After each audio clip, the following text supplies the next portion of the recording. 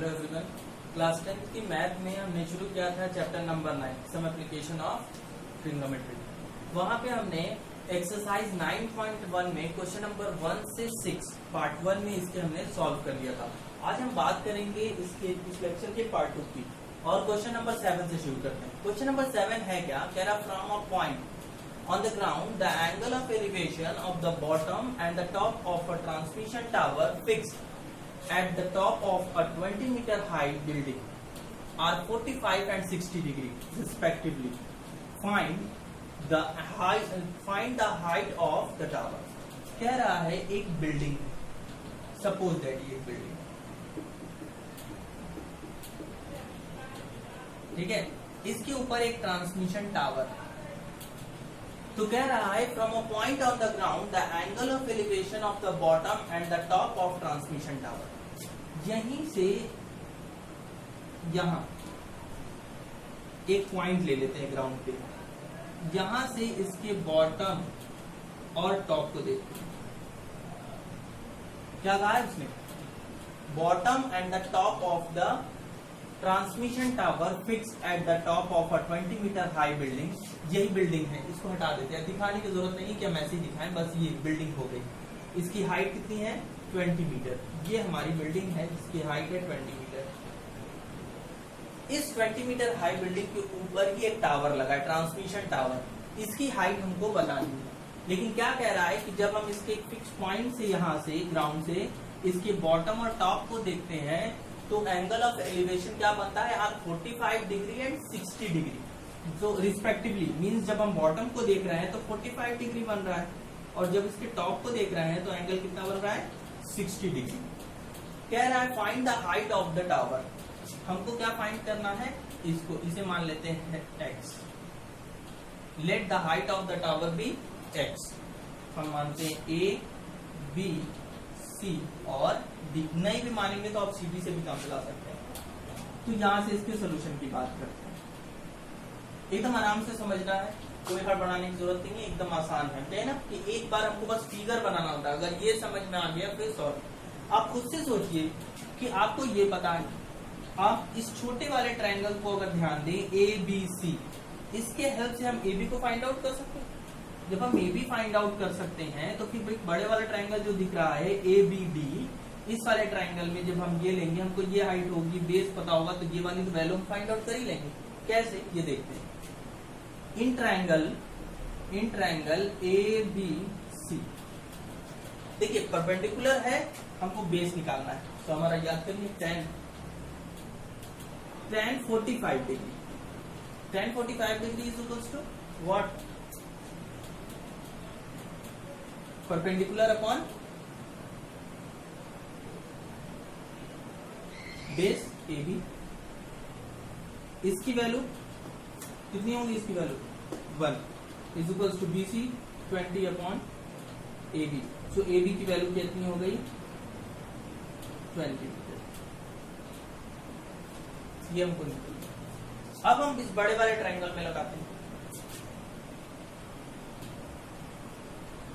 In triangle A B D, यहां पे हम लगा देते हैं tan 60 डिग्री। tan 60 डिग्री को देखते हैं, tan 60 डिग्री की वैल्यू क्या होगी। tan 60 डिग्री परपेंडिकुलर यानी BD अपॉन AB, ठीक है, BD अपॉन AB। tan 60 की वैल्यू कितनी होती है, √3 इज इक्वल्स टू BD।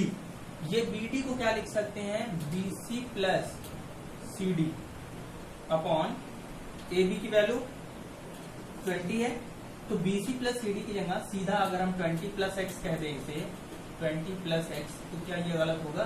देखिए यहाँ से ये क्या 20 से x माना था, यहाँ लिख दीजिएगा।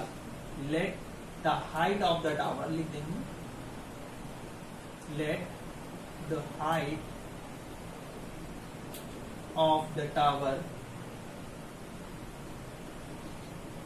B x। हमने क्या मान लिया, हाइट ऑफ द टावर, उसे x मान लिया। तो BD की वैल्यू क्या हो जाएगी, 20 plus x upon what, AB हमने निकाला ना अभी 20, तो 20 से मल्टीप्लाई करा देंगे। So 20 plus x is equals to 20 root 3. Then x is equals to 20 root 3 minus 20. 20 को कॉमन ले लेते हैं, हो जाएगा आंसर रूट 3 माइनस 1. ये हो गया हाइट ऑफ द टावर. कितना आसान है. हमने कहा ना क्वेश्चन ही है बड़ा, सॉल्यूशन उतना नहीं. एक बार बस समझ में आना चाहिए. अगर आपने ये फिगर बना लिया और समझ गए तो फिर सॉल्यूशन आराम से एकदम सॉल्व हो जाएगा. ठीक है, नोट कर लीजिए. फिर नेक्स्ट क्वेश्चन को देखते हैं.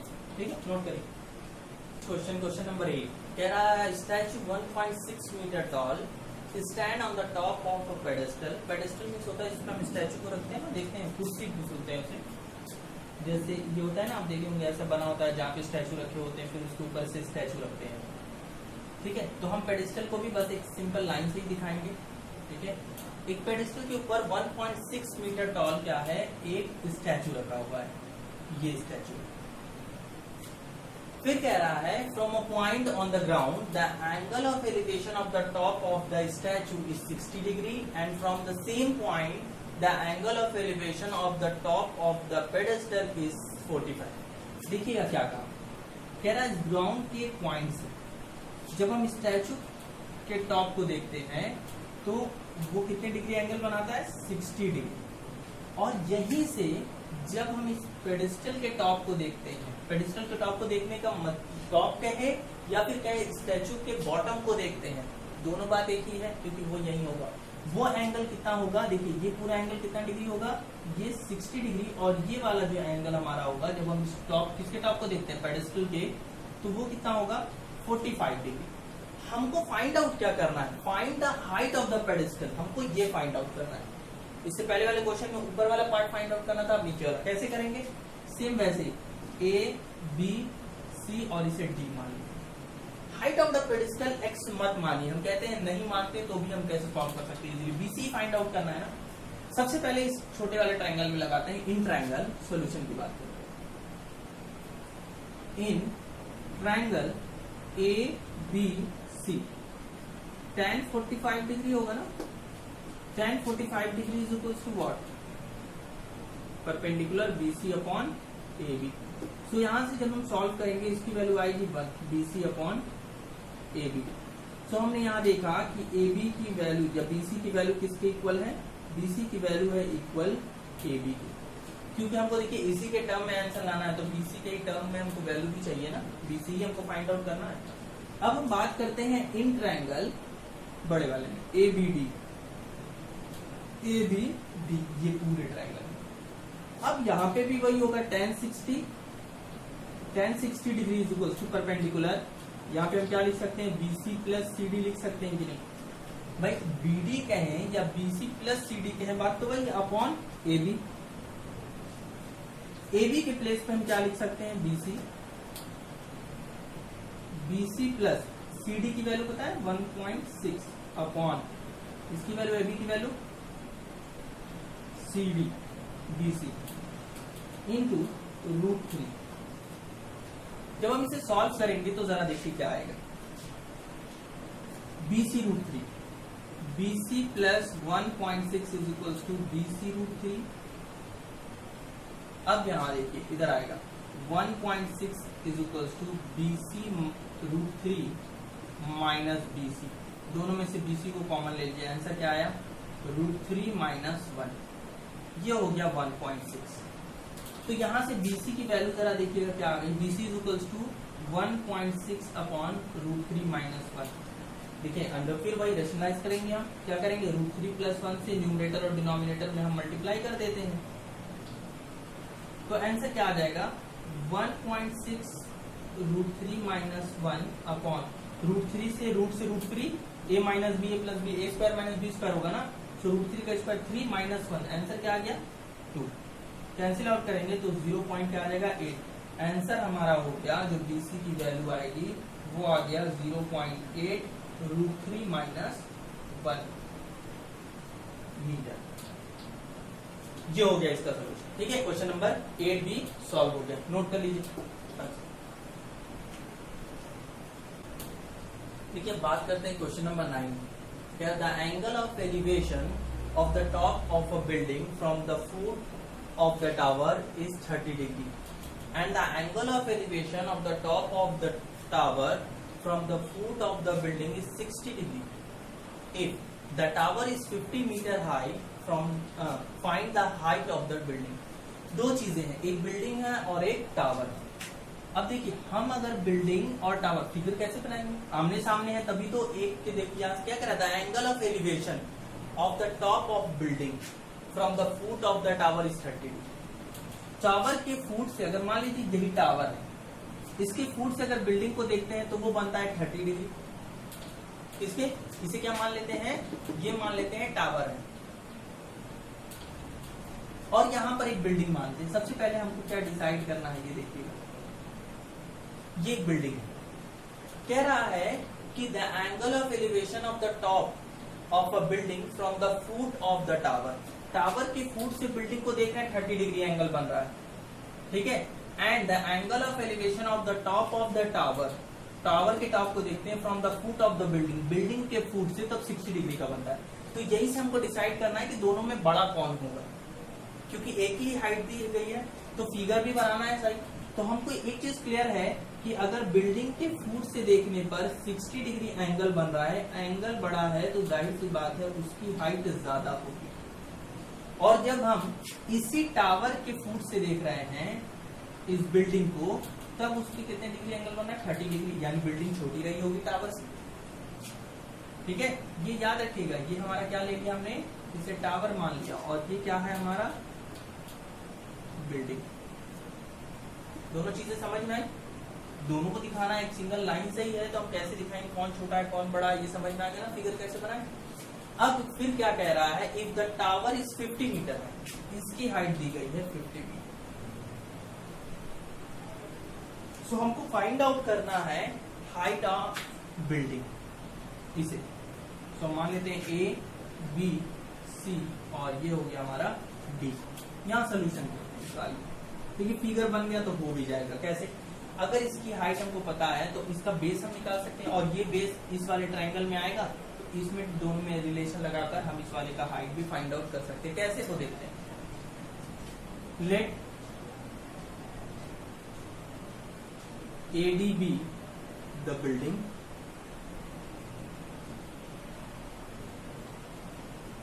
and BC be the tower। ले गया। अब करते हैं इन ट्रायंगल ABC इस वाले में, यहां पे हो जाएगा tan 60 degree is equals to, tan का क्या होता है, परपेंडिकुलर अपॉन बेस, परपेंडिकुलर यानी BC अपॉन बेस क्या है AB। tan 60 की वैल्यू √3, BC 50 है ना अपॉन AB। अब यहां से AB की वैल्यू क्या होगी, AB इज इक्वल्स टू 50/√3। ये AB की वैल्यू आ गई। अब हम लगाते हैं इन ट्रायंगल इस वाले ट्रायंगल में ABD, इन ट्रायंगल ABD। यहाँ पे हमारा क्या लगेगा, tan 30 degree is equals to perpendicular यानी AD अपॉन AB। इसकी वैल्यू क्या होगी 1/√3। AD की वैल्यू आपको पता है क्या, नहीं, अपॉन AB की वैल्यू 50/√3। ये सेम वैल्यू जाएगी, किससे मल्टीप्लाई करेगी, इससे। सो AD इज इक्वल्स टू क्या हो जाएगा 50/√3 इंटू यहाँ 1/√3 से ये मल्टीप्लाई करेगी। आंसर जरा देखिए, 50√3 से √3 आंसर इज 3, डिवाइड कर देंगे तो 16 होल 2/3 आंसर आ जाएगा। 3 1 3 3 6 18/2/3, ठीक। AD की वैल्यू आ गई हमारी 16 होल 2/3, डिवाइड जैसे ही करेंगे बस हमने हाइट निकाल ली बिल्डिंग की। यही तो हमको फाइंड आउट करना। देखिए पहले ही बता चुके हैं कि बहुत आसान है इस तरह के क्वेश्चन सॉल्व करने, ठीक है, थोड़ा सा प्रैक्टिस बस करना है। तो कोशिश कीजिए, इसीलिए देखिए हम लेक्चर में एक ही लेक्चर में बहुत ज्यादा क्वेश्चन इसीलिए लगा भी ले रहे कि आप इससे ज्यादा प्रैक्टिस करें, ठीक है। नोट करिए इसे, फिर नेक्स्ट क्वेश्चन देखते हैं, ठीक है। तो हम देखते हैं क्वेश्चन नंबर 10। कह रहा है 2 pole of equal height are standing opposite each other. on either side of the road, which is 80 meter wide from the point between them on the road. The angle of elevation of the top of the poles are 60 degree and 30 degree respectively. Find the height of the poles and the distance of the point from the pole. हमको ये निकालना है, क्या करना है, पहले figure बने, पहले देखते फिगर कैसे। कह रहा है कि दो पोल हैं इक्वल हाइट के, ए बी और सी डी, ठीक है। दो पोल हो गए ए बी और सी डी, इनके बीच का डिस्टेंस कह रहा है standing opposite each other on either side of the road which is 80 meter wide. Road के दोनों तरफ है और वो कितना मीटर वाइड है, 80 मीटर, यानी इनके बीच का डिस्टेंस भी कितना हो गया होगा, 80 मीटर है। फिर कह रहा है from a point between them, इसी के बीच में एक पॉइंट है on the road, the angle of elevation of the top of the poles are 60 degree and 30 degree. यहीं पर एक पॉइंट ले लेते हैं, तो जाहिर सी बात है यहाँ से दूर वाले पे कौन है ये, तो जाहिर सी बात है यहाँ ज्यादा एंगल बना रहा होगा, ये कितना होगा 60 डिग्री, नहीं सॉरी देखना है।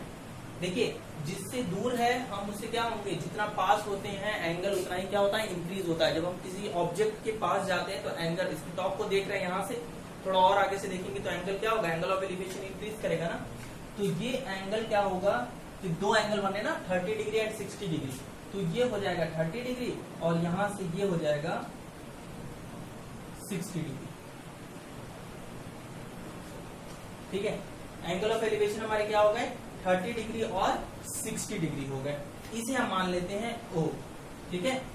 जब हम इसे O मान लेते हैं, अब हम इसको सोल्यूशन शुरू करते हैं। हमको बताना क्या है, फाइंड आउट हमको ये करना है, कह रहा है find the height of the pole. हमको पोल के हाइट बतानी, तो एक का अगर मालूम होता है तो दूसरे वाले की, क्योंकि दोनों similar, and the distance the point from the poles. हमको ये बताना है कि ये पॉइंट इस वाले पोल से और इस वाले पोल से कितने डिस्टेंस पर है। आइए शुरू करते हैं। In triangle A B O, यहां लगा देते हैं हम tan 60 डिग्री। tan 60 डिग्री की वैल्यू √3 होती है। आइए देखते हैं क्या होता है, perpendicular A B upon O B, ठीक है। ए बी की वैल्यू नहीं पता, ना ही ओ बी की वैल्यू पता है, लेकिन इसकी वैल्यू तो पता है कि इसकी वैल्यू कितनी होती है, √3 A B upon O B, then O B is equals to A B by √3, ठीक है। इसकी वैल्यू हो गई।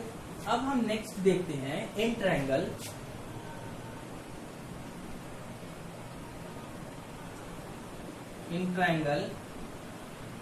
ODC या CDO। बात देखिए, यहाँ पे भी लगाते हैं tan 30 degree, tan 30 degree is equals to क्या हो जाएगा, परपेंडिकुलर यानी CD, ये D जो है O पे जैसा लगता है, CD अपॉन OD। tan 30 की value 1/√3 is equals to CD कितना है नहीं पता, OD नहीं पता है, लेकिन 80 माइनस OB भी कर सकते हैं इसे। अगर 80 में से माइनस कर दे OB को तो यही OD निकल आएगा ना, तो इसे हम लिख देते हैं 80 माइनस OB। कोई डाउट भाई, OD के प्लेस पे 80 माइनस OB लिखा जा सकता है। अब हम यहां से सॉल्व करते हैं। CD की वैल्यू यहां से हो जाएगी 80 माइनस OB बाई √3।